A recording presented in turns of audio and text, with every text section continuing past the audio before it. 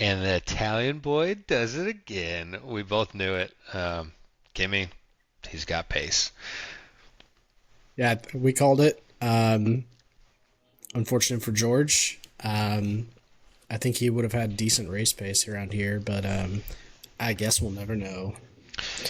We will never know. That came with a lot of anger. We'll get to that. But Kimmy had more pace all weekend leading up to the race. So He had another gear for sure. I think Ferrari wound up having a good strategy that put them in a position to challenge.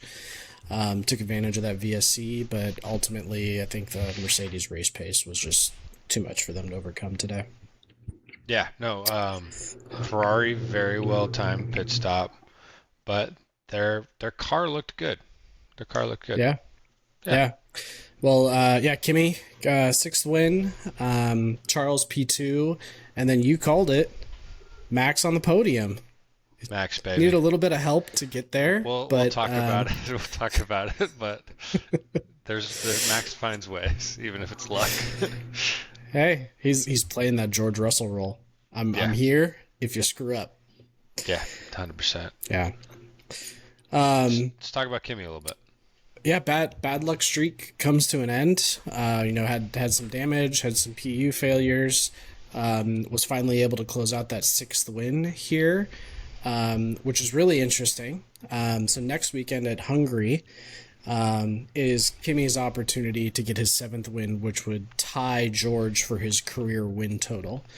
George has been in the sport since 2022. Kimmy's been in the sport for about 18 months.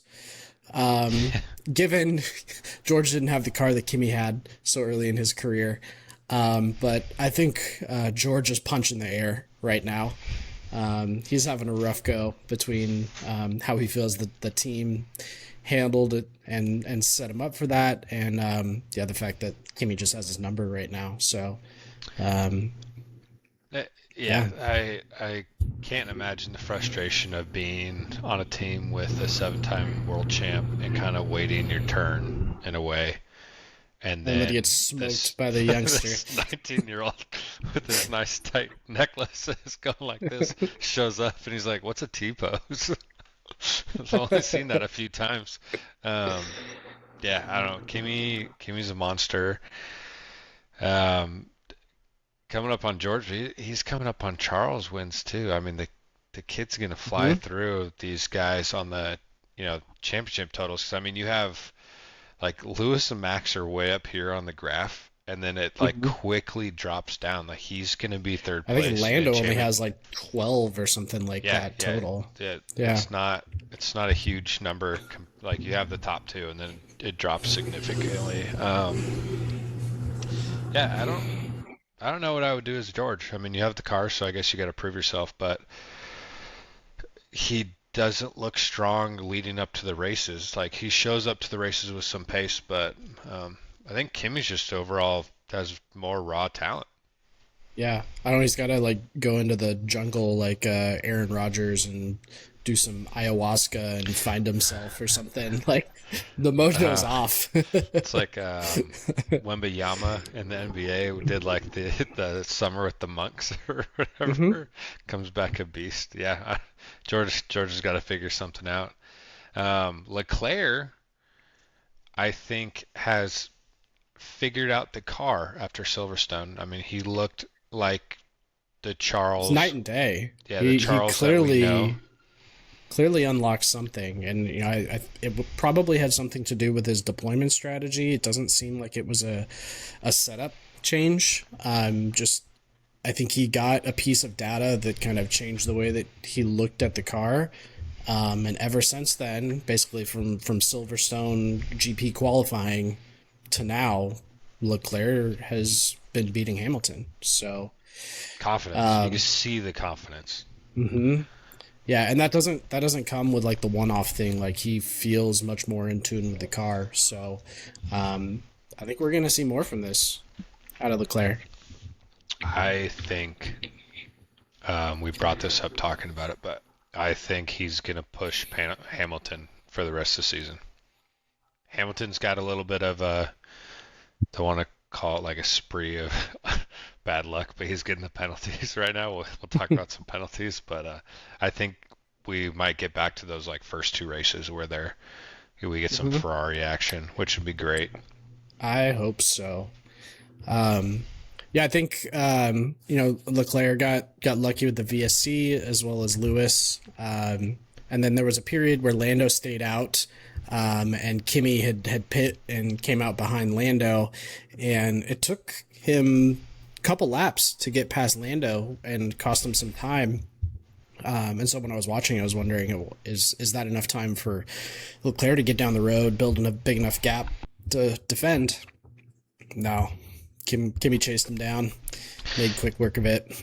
Yeah, I didn't give Leclerc much of a chance there, but Lando kind of was like playing on some naughty defense on a car that he knew he couldn't hold back, but not He's even just trying to have fun, man. Solid, yeah. I mean, yeah. He gets participation trophies. We'll get to lately. him too, but he had a good race. He got the shaft, but good race by him. Yeah, we'll dig into that later because I've got a beef to pick with the commentators about Lando. But I'd love to hear this. Yeah, Max scraps together that podium. I think he needs to write Ferrari a thank you card ultimately. Ferrari a thank you card. Fighting and Hadjar. Piastri. Dude, I want to talk to Hadjar. I mean, I think he might get weekend of the month, basically. 21-6, got Max on the front row. I mean, like, just a classy weekend from the dude. And I think we're going to talk about his seat a little bit, but other than winning, I don't know if anyone really had a better weekend than him at the end of it. No, very, very clearly. I didn't check the numbers, but he must have destroyed in fantasy. I don't know how many points he got, but a ton of overtakes. No, I don't have Hadjar right now. Yeah, no, when I saw 21-6, I'm like, okay, whoever has Hadjar is gonna pay off. Well, I watched it happen, and they had the VSC at the beginning of the race. He's on the hards to start the race, pits on the mediums, and then immediately pit onto hards. And my brain took a minute to catch up because I woke up too early to watch the race, and I was like, he wanted to be on the hards, but now he's got his tire mandatory change knocked out, and he can just go to the end.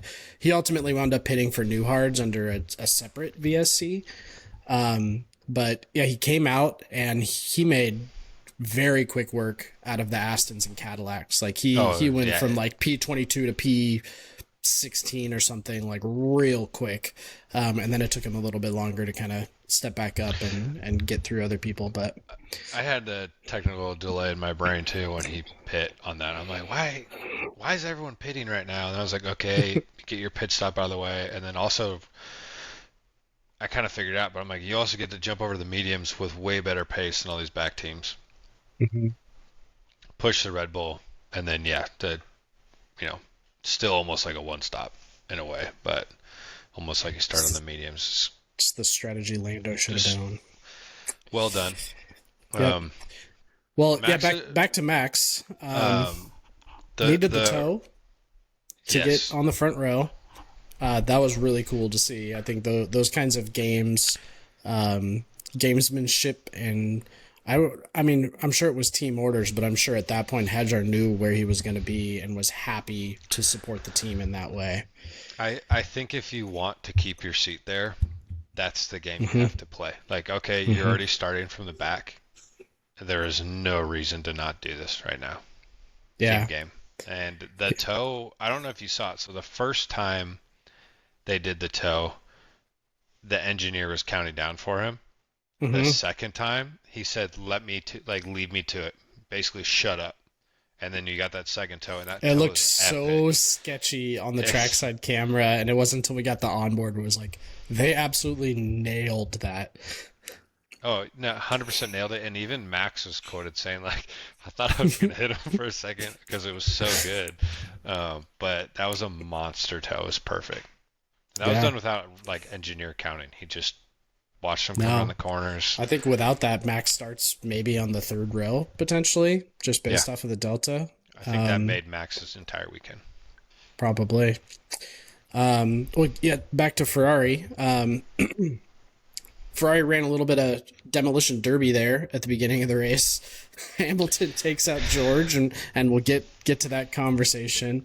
Gets a penalty, has a bad stop, didn't get the wing adjustment that he wanted. Leclerc takes out Piastri, and so between Lewis, George, and Oscar, three people who were in the fight for the podium get eliminated, and Max is there to take advantage. So that all helped 100%. I think Max drove very well to stay out of Leclerc's reach. Mm-hmm. I think on top of that stuff, what kept him his P3 is the overtake on Lando. When he committed after the beginning straight, if he didn't make that, I don't think he would have been P3. Yeah. Well, Lando was playing I don't good think he's defense on the on podium everybody. if any of those other things go wrong. That's what I'm saying. On Like, top of that stuff, like that stuff has already happened. It got to the point where, okay. no, it definitely wasn't Lando's handed to him. He earned it for sure, but he wouldn't have had that opportunity if those other things didn't go. All the dominoes had to fall correctly. Like, good race, but he had a ballsy overtake in Eau Rouge that was sick. It was never going to stick. Lap 1, used the battery, and then was absolutely toast on the rest of the Kemmel Straight. But it was sick. We talked about that earlier, about how you got to have big balls to go for a move there. He does it lap 1. Oscar, I think, did it a few laps later, by the way, in that same spot. Oscar did it on... It was one of the Ferraris. Doesn't really matter. I think it was Hamilton, actually. Yeah. Speaking of Oscar, I saw an interview after the race, and they were basically like, what was missing? Why wasn't McLaren as competitive as it could have been? And his response was, what was missing? A few parts of my car, referring to the downforce that he lost in his contact with Charles. So I thought that was pretty funny. Oscar's always good for a little cheeky clapback. He is cheeky and very just stoic. Yeah. Bummer. He cracked a little smile after it too. He knew. McLaren's having a rough year. Mm-hmm. With I'd say y'all have a good car.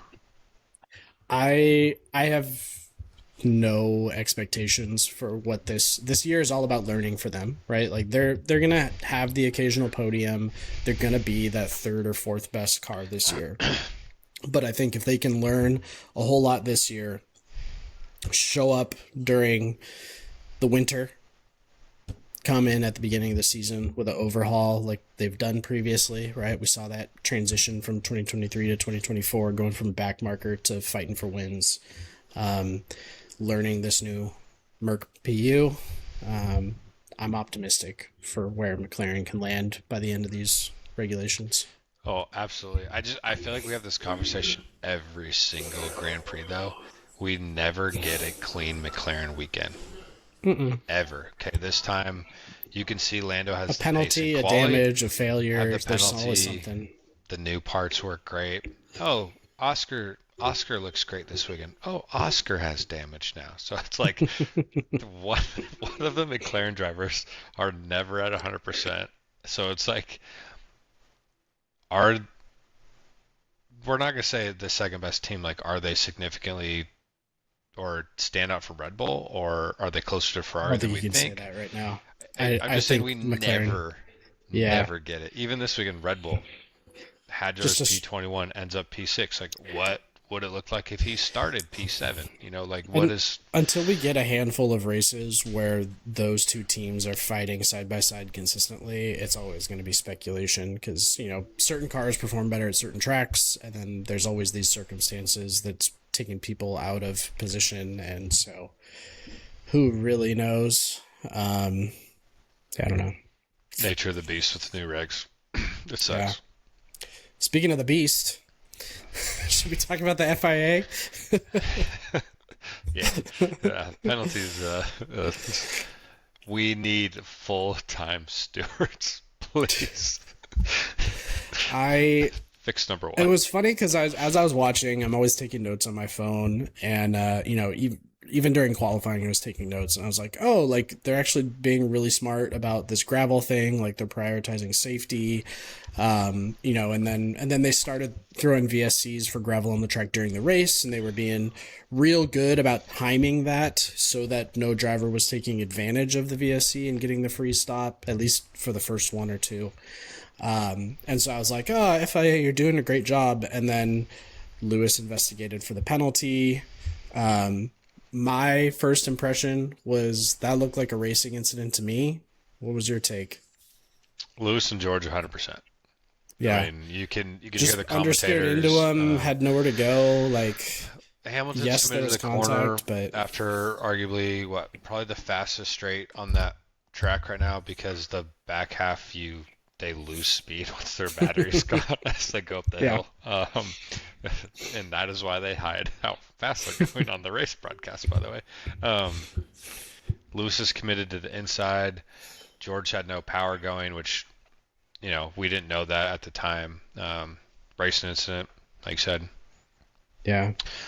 A little bit of a steering issue. My problem here is that it seemed like the decision in the steward's eyes was based on the result, because George got taken out of the race, stuck in the gravel after contact. I think the penalty was harsher than it probably deserved.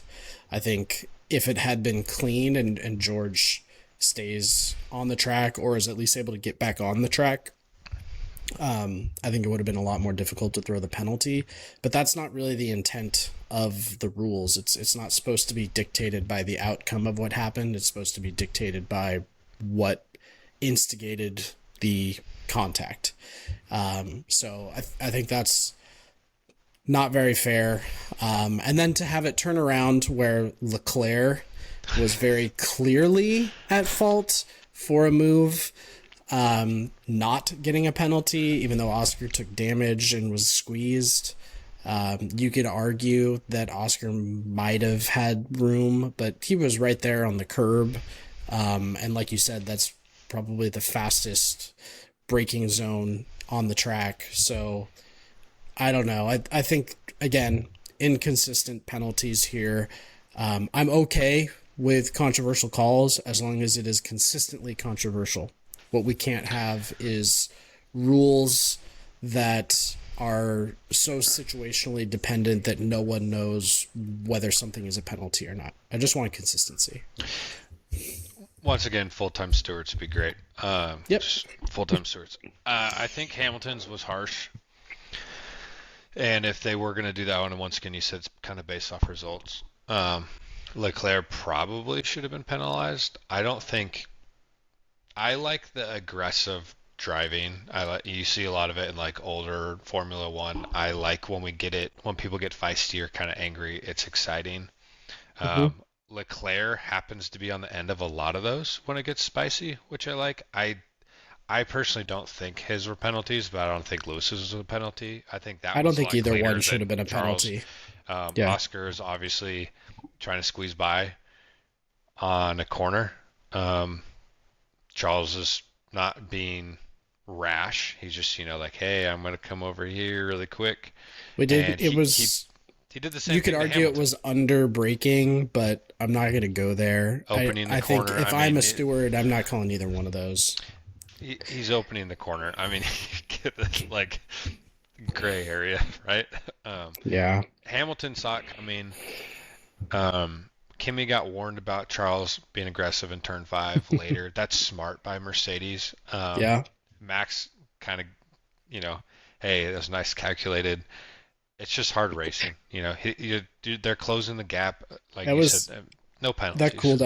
That cool down room shot was pretty entertaining, because I think that was Charles's first time seeing the offboard camera of his move on Oscar, and like visibly was taken back by like, ooh, and then he said that was, and then paused because he was either afraid to say what he thought or he didn't know what to say, and then Max said it was calculated. It's a very Max response, which I loved. Yeah. And Max got asked that. I said, no comment. Yeah. I have nothing to say. Yeah. Well, Yeah, kind of a mixed bag from the stewards today. I do appreciate the way that they approached kind of track safety and the VSCs. I think that was well. We've seen them throw yellow flags and safety cars for nonsensical stuff like that. I think the VSC usage was pretty good in this race. Penalties questionable, and yeah, sucks for George. Did you see his radio message after the race? He got muted during the broadcast. It was I saw filled with saw it profanity. after the race, and then I saw the him getting interviewed. Yeah, Very. I mean, very angry. he basically, to summarize, he basically blames Mercedes, saying that he didn't have battery, which he calls SOC, by the way, for anyone who hears that radio and is like, what does he say? It's SOC. It's an acronym. SOC stands for state of charge. So he's basically saying, I didn't have any battery, what the heck, and was essentially cussing at the team to say, like, hey, this was like, you totally screwed me here. And you saw that going into Eau Rouge, he didn't have pace, and it makes sense that he didn't have battery, and so that brought him under attack from other drivers. Yeah, no, he wasn't really, he said race incident with Lewis or penalty, whatever. He's like, I shouldn't have been in that situation. Yep. So yeah, he was more mad at his team than Lewis. Didn't blame him at all. What the hell? Kimi Hadjar. Yeah. No, I will say, so we could get off of it. The VSCs, they did do a very good job of affecting the race very little. Like, you got the Ferrari pit stops in, which is just track timing. But one of them, no one got to pit. Mm-hmm. The dude sprinted out there, grabbed a piece of carbon fiber. It was a pretty funny shot, just striking it through the gravel. And then sprinted back off, no pit stops. It's awesome. That's what you want to see. Obviously, the fun part about safety cars, VSCs and all that is teams doing, like, oh, we could get a pit in, cheap pit. It's cool to see the strategy, but at the same time, you don't want the entire race to get dictated by, there's 3 VSCs, everyone got a free pit stop. That's kind of lame. I mean, Ferrari snuck in a pit stop. It made it kind of not really spicy at the front, but at least made you think about Kimi a little bit. I don't think the VSC or the flags, the red flag stuff should be used for like entertainment value. That's where you start to get into like Abu Dhabi 2021 stuff. It should always be about safety. And I think in this instance, the VSC was sufficient. They were able to throw it at the right time, get it cleared. Marshals were safe. Drivers didn't get an advantage. Didn't necessarily impact the race. So pretty good job. Well done. Yep. We talked about Hadjar. Yeah. Good job, bud. It's a great weekend. Nothing else you could say. Dude killed it. As of right now, I'd say a Red Bull better keep him. That was going to be my question to you: is has he done enough to earn that seat? I don't know if that seat is secured. After the tow, they should sign him to a longer contract. I think it'd be silly to dump him. Agreed. I don't think he's done anything that warrants dumping them. However, Red Bull has this track record of dumping drivers prematurely and always looking at the grass is always greener. They've got Lindblad. They've got Lawson. Both of them have been doing really well. Lindblad looked amazing in qualifying. He was putting in some purple sectors. It was nuts. Balling this weekend, but I did hear on the broadcast, and we didn't know this, Lindblad had an upgrade package that Lawson did not. You're right. Which I was like, that makes sense. Have you heard the drama about this? No, I haven't heard the drama. So supposedly the reason that Lindblad got the updates instead of Lawson, because Lawson's been outperforming him. He's 10 plus points ahead of him in the championship, and has outqualified him in almost every metric thus far this season. But they talked to their drivers, and they were basically like, the team was like, we're going to delay the upgrades until we can bring them both for both cars at the same time. And they were like, why would we do that? Like, we're a midfield team. Neither one of us are going for drivers' championship. We should be maximizing team points. Yeah. And so the decision was made that whoever was faster for Grand Prix qualifying was going to get the upgrades in Spa. And so Silverstone qualifying is what dictated who got the upgrades. And that happened to be one of few instances that Lindblad outqualified Lawson. He had a little more on the table. I guess. But like, as a team... It was a home race, though. It was a home race for him, so... Oh, is he Belgian? I thought he was British. No, That's what I'm saying. You said Silverstone qualifying. Lindblad beat Lawson. Okay, got it. I wasn't tracking British you. Yes, GP. he did well at Silverstone because it was his home race. Yes, but I think you got to give your best driver the upgrades, do you not? Unless they're convinced that that's such an equal level playing field between the two of them that it doesn't matter. I was going to say they they're just like toss it up. the 9-10 spot of the season. Yeah. So, I mean, like, It's fair. I mean, it's a fair way to do it. Hey, okay. Yeah. Do it Well, in qualifying. Then they're not fighting in a Grand Prix. Like, go put your best time out. They fought in a Grand Prix. Oh, yeah. Well, my X Factor was very close to being correct. Inches away from being correct. Well, they also have their F2 driver, Solov, probably butchering his last name, but I'm sure they're eager to bump him up to F1. He's performing really well in F2, and so that whole 3 out of 4 seats at Red Bull thing could be weird. I don't know. For all we know at this point, Max could leave and there could be an open seat. And so Max could leave. Someone upgrade could Lindblad to the Red Bull, and I don't know. They'd probably take the F2 driver and put him in Red Bull, knowing the way they do things. Who knows? I hope backwards. No, I think Hadjar deserves a seat. Yeah. Should we talk about Lando? Yeah, let's talk about your boy. Not a terrible showing, but not nearly as good as Hadjar's. So my X Factor flopped. It took us a long time to define what that X Factor was. Ultimately landed on he needed to start higher than 15th place and finish in the points. Well, he qualified P3? 13. Yeah, well, he ended up so 13th. that put him 13th at the race start, so that immediately put the kibosh on that. He did finish in the points, but doesn't count for me. So yeah, started on the hards. The timing of the first VSC didn't really work for their race strategy. He would have had to go onto the mediums or do a double stop like Hadjar did. Well, little did they know what Hadjar did was the quicker way to do the race. So 3 VSCs, hindsight's who knows? 2020. Yeah. So they kept him out for quite some time, hoping for another VSC. Of course, it never happened. I got real excited because I woke up a little bit late, and so I was 30-ish minutes behind you, and you texted me and said, watch Colapinto's onboard for lap 30. And so I'm watching the race, and Lando's eating into people, and he's like still out on the hards, and I'm like, yes, contact, safety car, Lando back in it.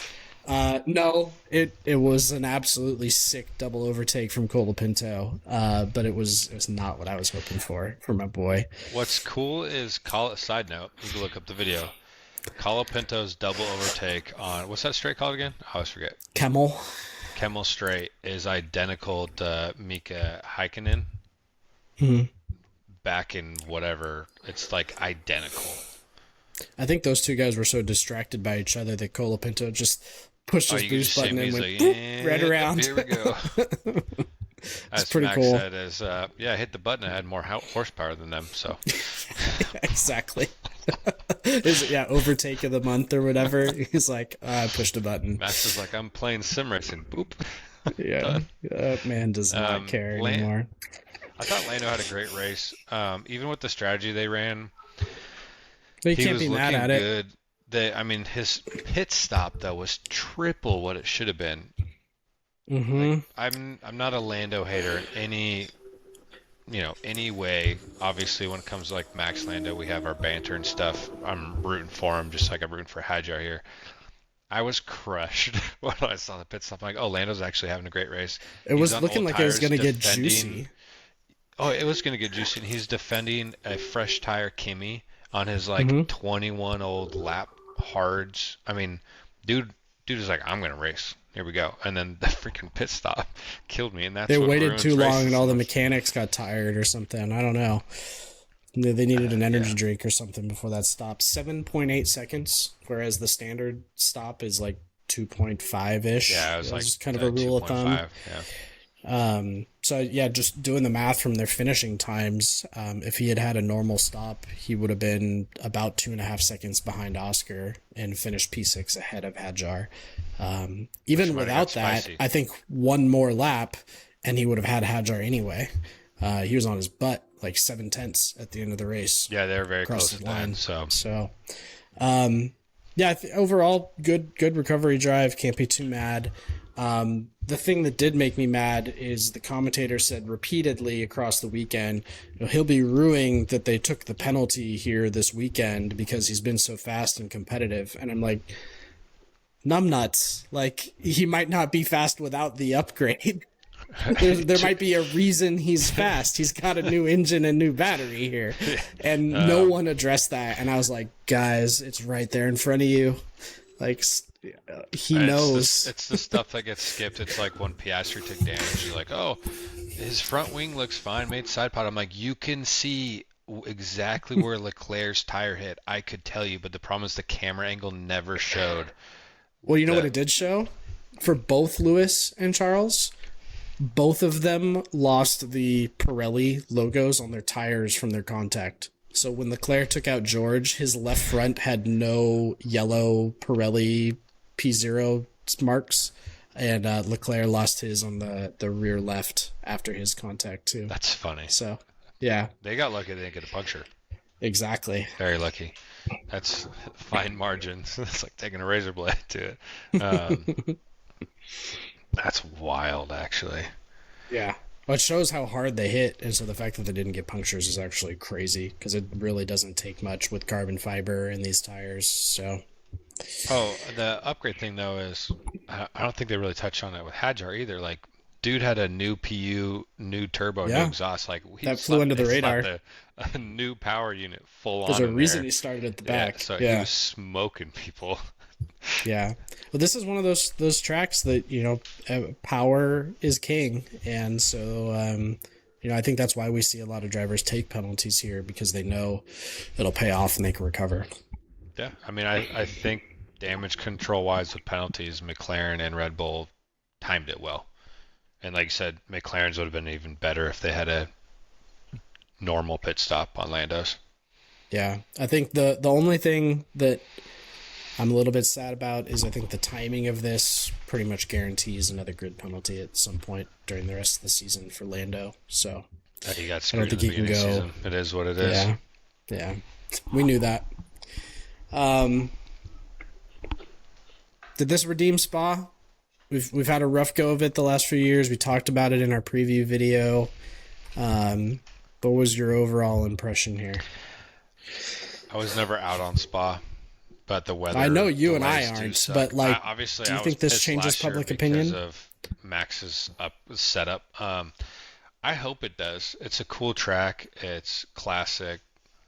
It's very fast, and I think if the new regulations get tweaked accordingly in the next year, shifting a little less on the battery, I think it'll be fun, like a lot of fun to watch. Yeah.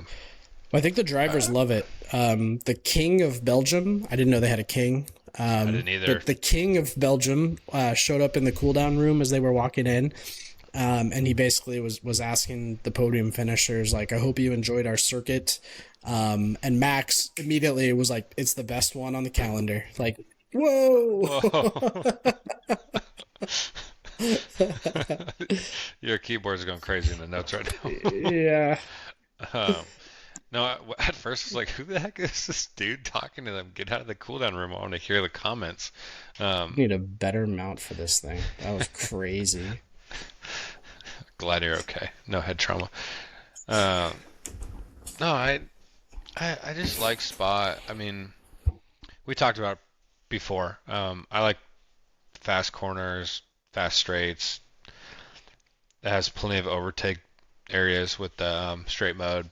And then you also have some corners where you can get kind of ballsy in Spa. I mean, we've driven this track. I mean, comparing it to sim racing probably isn't the best, but there are some areas where if you're desperate, you can go a little ballsy. And it's usually more dangerous for yourself and the other driver, but you can make it happen. It's just a matter of it sticking in with the, like, you see the gravel trap.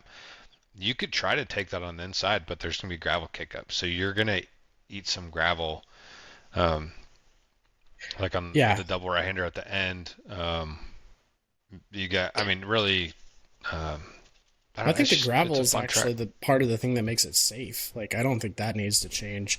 I think really the safety concern is wet weather and Radeon.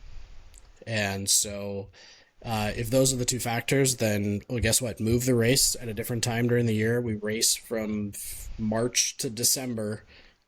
I'm sure there's a dry season somewhere in there. Put it on that. Put it in that It's month. not like they don't already travel a ton. Yeah, I figured out. That's a Yeah. good point.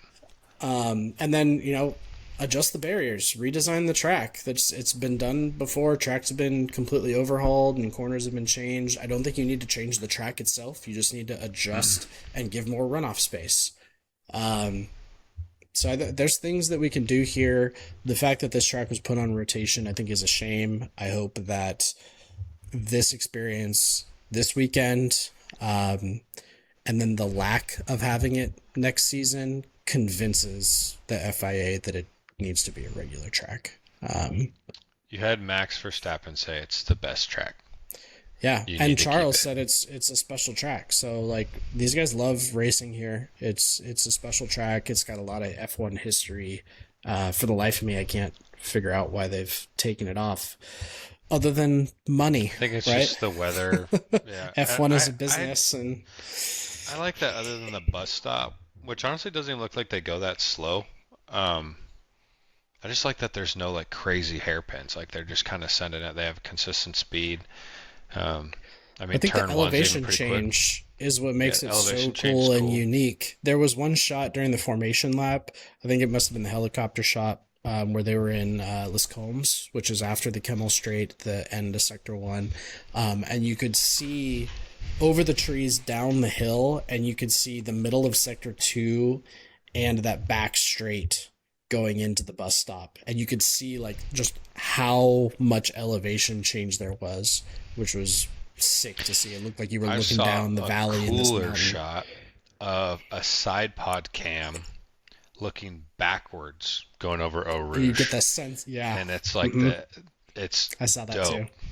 Anyone listening, look it up. It's cool. If Yeah. you can spell Eau Rouge right. Good luck. OH. No, just kidding. No.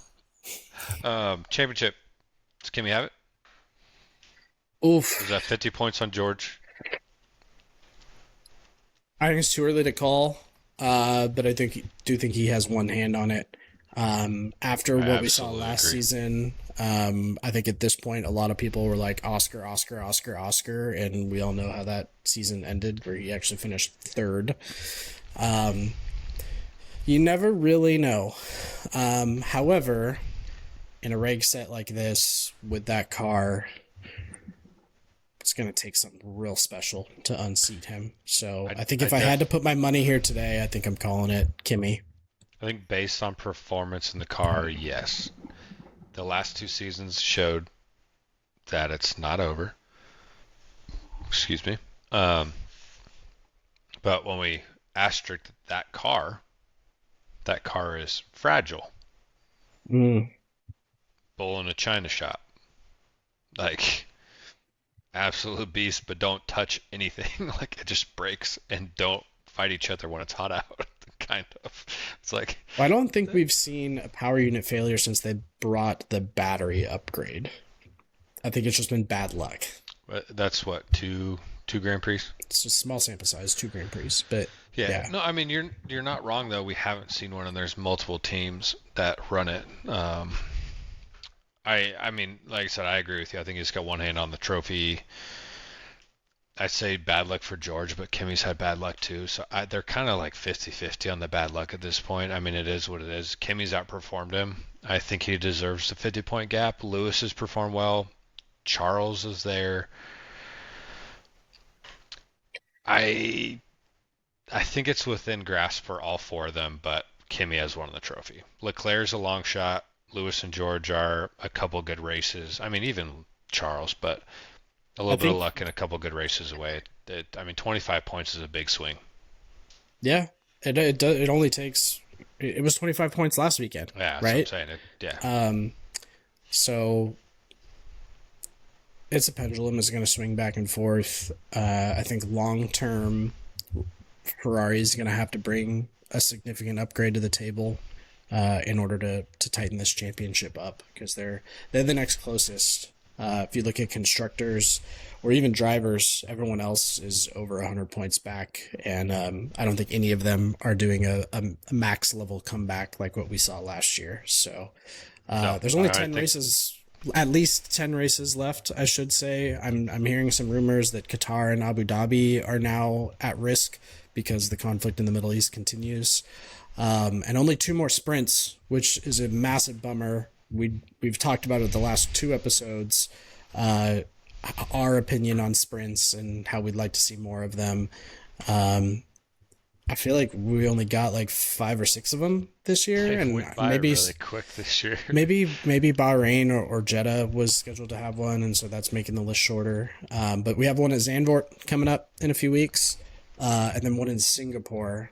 I am particularly excited about that Singapore sprint because that is a track that's just chaotic, nighttime race. It's gonna be nuts. Potential weather. There's usually a big crash or some drama there, and I think you throw a sprint race into that mix, and it's just going to be viewer pleasure. It's going to be a fun weekend to watch. Yeah, Singapore will be interesting. If anyone crashes in Singapore on the sprint, that's going to suck for the mechanics to get ready for the race, but adds to the spice. More sprints, yes. Yeah. I would almost say every weekend, but I think that would be a lot. You'd never get enough free I'm practice not. sessions, but at the same time, it's just more racing. I say sprint every weekend and bring back their ability to do testing in between race weekends more often.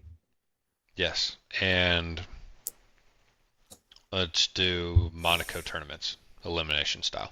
Yep. Keep Sprint Monaco, races. fix it. Spa, permanent place in the calendar, sprint weekend, every race. Testing. Yes, nailed it. Fixed it. There you go. Fixed F1 for you. I think,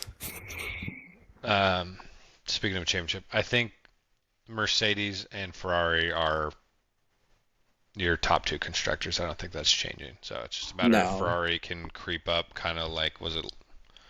Yeah, it was last season that they're semi within reach. Not quite. It was tough. All right, was that Yeah. last season? Previous. How did constructors shake out Oh, it was last 2 year? years ago because Max was winning the drivers, and then it came down to the last race for Ferrari. Yeah, And McLaren. yep, exactly. But there was a little bit of a switch around for P2 because McLaren locked it up early last year, and then I think Merck and Ferrari battled it out. I don't remember who took P2 last year. I'd have to look. But No idea. I'm pretty sure it's Ferrari, but no idea. yeah, We have early predictions in here for our championship, but I feel like we I kind think you of got to go already Kenny have. Merck. Yeah, Like I think easy. Yeah, not much of a conversation. yeah. Should we get into some other news? Yep, let's do it. Um, well, Lewis, we talked about Lewis's crash and some of the poor luck that he had earlier in the race. He had the penalty, had to slow down for the double stack, served his penalty, had a bad stop, and then on top of it, they forgot to adjust his wing for going onto a harder compound, so he didn't have the turn-in downforce that he was looking for. He moaned about it basically on the radio for the rest of the race. Ultimately had pace. He was chasing Max down. Hit a driver on pit release and was summoned to the stewards. Avoided a time penalty. Team got fined something like If you got a time $30,000. penalty, that would have got me in the green for Lewis flop. Yeah. I think it would have been incredibly unfair to give him a time penalty based on a team injury like that. I think usually when you see unsafe reliefs in the pits, it's usually impacting another car.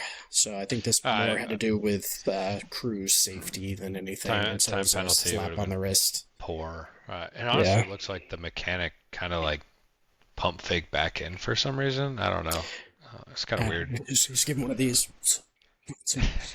My thing with them, side note, was how do you not dial the wing in like that's planned on the Ferrari? So just Ferrari things?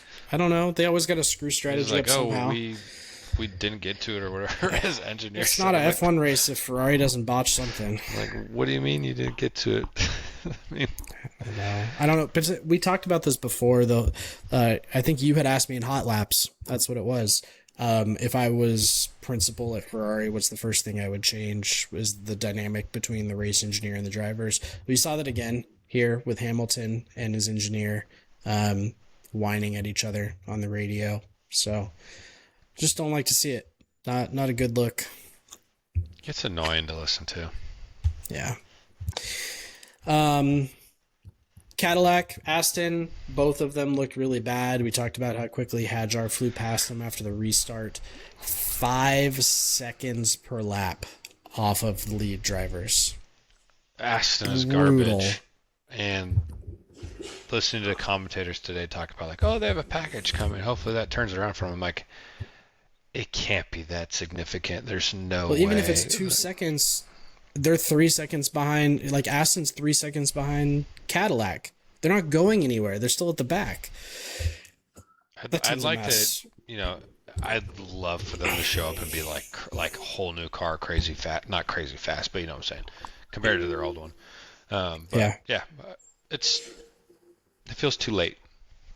I saw an Instagram post that said something about Aston Martin's upgrades expected to bring them closer to their midfield rivals. I saw someone said midfield. Air quotes. They're at the back. It's just blow the whole thing up. Try again next year. Maybe they can fight Caddy. Maybe. I don't know. If they don't spend their cost cap, do they get to roll it over into next year? Like, I don't know. Hey, at least Fernando Alonso is doing burnouts at the end of the race. Out of frustration. I love it, though. He's probably like, I don't care if I get fined or whatever. I'm smoking these tires. He doesn't give a crap anymore, dude. Little bit of driver drama. I think it was during practice. Sainz had impeded Kimi. Kimi came on the radio and, does like every other driver on the grid does, called him an idiot. And silly. Sainz got his feelings hurt about it and went to social media to whine about it. Kimi, being the stand-up dude that he did, apologized to him face-to-face. And Sainz was asked about it, and he basically said it's a show of a great guy. So not only is Kimi the fastest, if not one of the fastest drivers on the grid right now, he's just genuinely like a nice dude who's happy to be there. Nice kid, man. He's a nice joy. Kid. He is living his dream, and nothing can bring him down. Like, he's happy. You saw that even when he DNF'd. Like, he's just a solid dude. So just wears it on his sleeve, man. I like him. I don't know how you couldn't like him. I'm a big Kimi fan. Not trying to jump on the bandwagon. I could do without the choker, but I like him. Let's take this thing out, but no, he just seems like a good dude. Sainz getting butthurt about that is so stupid. They've all called someone an idiot at one point or worse on the grid. That idiot had unsafe release. That idiot didn't get out of my the racing line. It's just stupid. Speaking of Sainz, go ahead. Well, I was going to just do a callback to, remember last season, George's comment about Max after their incident in Barcelona, where he basically was like, something about prone to anger and borderline violence. Someone clipped that and put it over Russell's radio message in his interview after today. Shouldn't say things you don't want repeated, man. George is a little bit of a hypocrite. he gets pretty angry. Sainz and Colapinto representing their countries for the World Cup, pretty cool. Have you watched yet? Yes, I'm Yeah. disappointed, but You wanted Argentina? I've been a Barca fan my entire life, and Messi was on Barca, so it's hard not to. I've always liked Spain's. Spain always has a good national team, so they're fun to watch. They play beautiful Two soccer. for two in the finals now. I definitely think they had a better overall team than Argentina, and we're talking about soccer now. This is awesome. Um, they were they possessed the ball like 98% of the entire game. If they didn't win, that would have been so bad. Argentina didn't put up a single shot in regulation time. That's crazy.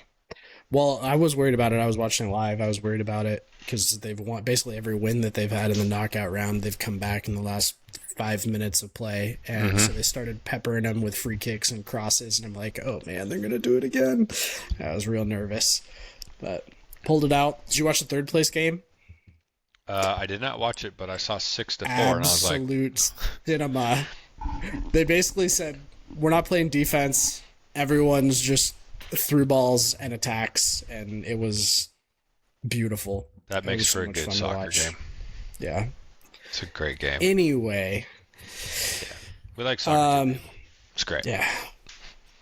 Or football, Um, whatever you want to well, call I wanted to touch base on Red Bull. The other update that we've heard coming out of there, obviously, GP is headed to McLaren as soon as 2028. I think is still the word. I don't it. Yes, really know what that means.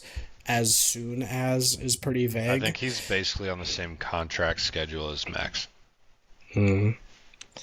Well, what I've heard is they've named his replacement for Max's engineer, assuming Max is still with the team after GP leaves. Guy named Tom Hart, Max's performance engineer, so he's got a rapport and some history working with him. And the timing of him coming to play is dependent on GP's gardening leave. So, gardening leave, funny term. I don't know why they call it that way. I'm sure I could do the research and learn. But they're required to have a leave of absence between switching teams, and it's intended to help kind of collusion and spying and trading of information. And so Trade there's this secrets. there's this intentional gap of knowledge where they need to take gardening leave and they can't join the team before they take that Just want you leave. to go home and Meanwhile, spend time in nature and garden, dude. That's yeah, easy. just Have a gotta, glass of wine.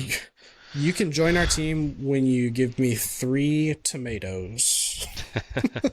Perfectly ripened tomatoes. It sounds like a good choice. I saw this I think yesterday, and I mean, I don't think anyone can live up to GP, so it's hard to think of Max with anybody else. Which is why when you see the Max is going to McLaren rumors, it's like, please, I want to see him with GP still. The banter is amazing. No, I mean, who do you choose other than that, right? To try to first of all to try to keep Max, but like you said, with rapport, yeah, I don't know, that's good. I don't think anyone could beat GP, so it's like Lewis not being with Bono anymore. It's just So not the same. what's your current take on Max's future then with Red Bull? This changes often based on how he's performing. Right now, they're looking pretty strong. Just finished on the podium, so I thought I'd I check in. I think I was back and forth a few Grand Prix ago. I think he sees out his contract, and then who knows from there. I mean, they're not delivering a bad car. It seemed like at the beginning of the year the car was going to suck. Yeah. Uh, but I think they're delivering a good enough car that I don't have the quote, but he said this is the smoothest weekend he's had. So he's like, all things considered, everything went well this weekend. Happy with the finish. He was obviously happy with the P3 that he knew was a combo of a teammate, Ferrari's fighting a McLaren, having a good race. So I think we see him next year, and then I don't know after that. Ah. I hope for longer, but I think Red Bull really have to show him that they can make it happen next season. Well, they're trying. Rumor is that they already found a fix for the Macarena wing, but just didn't have time to bring it this weekend. So they're gonna supposedly bring that back at some point once they've fixed the issue. I did hear that. The question is, what is the FIA gonna do with the investigation? I think if they make it safer, you got to leave it in. We've talked about this before. I think it's cool. It's kind of gimmicky, and it's a fun little twisty bit that's visually pleasing. Twisty bit. The commentators call it the rotisserie wing for yeah. What's better, Ferrari rotisserie or Macarena? Like Macarena. I like Macarena too. Dance move sounds better. Hey, we talked about overtake of the month quote. I pushed a button. It had more horsepower than Lewis. So Max still whining and bitching about the regulations. A lot of, I guess you call them true drivers, don't like the battery. So I know Alonso speaks his opinion whenever he wants. No one seems to care when he does it, but if Max does it, the world's imploding. Yeah, I mean, at least part of them has to be optimistic that things are going to get better. Otherwise, they would just leave. Both of them could retire and just at any moment and just go do whatever they want. But they're sticking it out, and so at least part of them has to believe that either rules are going to change or the development's going to get to the point where they can enjoy these cars. So, yeah, or the money's just nice. But I don't think Max or Alonso are there for that at this point. No. They could just not. They could go. I mean, Max already has his teams. Fernando Alonso could just go hang out with him on one of his teams. I'm sure he'd take him. Alonso Max on the same 24-hour race would be nuts. That'd be crazy. Max has a very we're not gonna go down this, but Max has a very successful racing setup outside of F1. And we're talking sim racing and GT series racing. I just saw like the 24 hour of I'm having a brain fart. Was the last one? Yeah, 24-hour spot. Well, the GT sim World Championship. Oh, the sim. The sim one. They're like 3 years running of taking 1-2 with the 2 teams they put in. And then their GT series in real life is very successful too. So it's not like he doesn't have anything going for him outside of F1. So that's what I'm saying. He'll find his jollies somewhere, whether it's F1 or other means. He's got the freedom to do whatever he wants. So yeah. Well, should we revisit our predictions? Tally up our points here. Let's wrap it up with some predictions. So to recap, we do a front row prediction, a podium prediction, a randomizer where we choose a position on the grid and try to guess what driver is going to be in that position. And then we have X factors, which are intended to kind of be off the walls against trends or just surprises that might happen during the race. So, we both went 1-1, for the front row. I had Kimmy George, so I got Kimmy. You had Max Charles, so you got Max. So that's 1 point for each of us. In the podium predictions, we both had Kimmy, so that's another point for each of us, up to 2. However, I had George Lewis, so that's 0-0 there. Goose egg. You had George and Max, and I laughed at you when you said Max at the time. Max and predictions came in great. You get to rub my nose in it a little bit this weekend. For randomizer, we put that in a number generator, and it gave us P6. And so whoever was closer is going to get a point. Well, I said Max. He finished 3 places away. You took Piastri, which finished P7. Solid. So yeah, you get the point there as well. X factors. We had a lot of back and forth about mine. So Audi points. I got my Audi points. They had a solid weekend. We didn't talk about them, but they had a solid weekend. Mm-hmm. And then Lando P15 recovery drive did not land. He started P13th. So right off the bat, no. You went 0 for 2 on Yeah, X tough. Factors. Really close on one.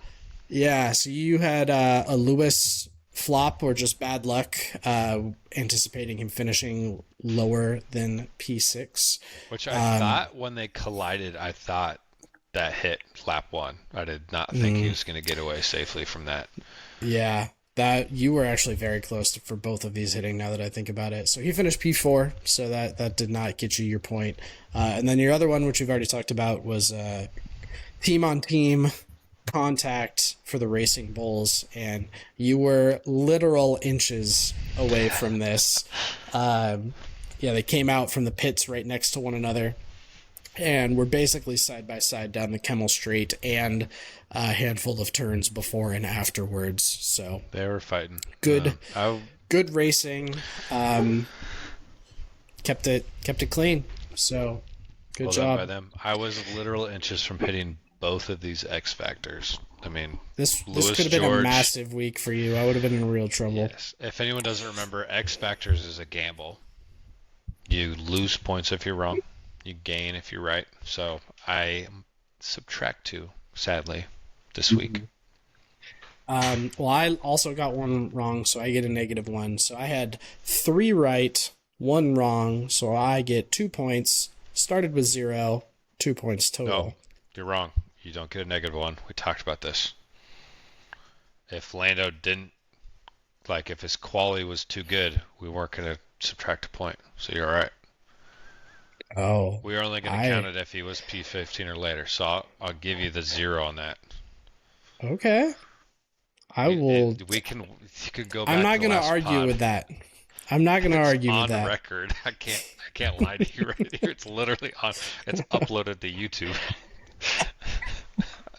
I need to go edit that. It's just me trying to be too honest, man. That's not fair. So I get 3 then. Yeah. So I got 1 from the front row and 1 from the podium and Audi points, X Factor. So that's 3.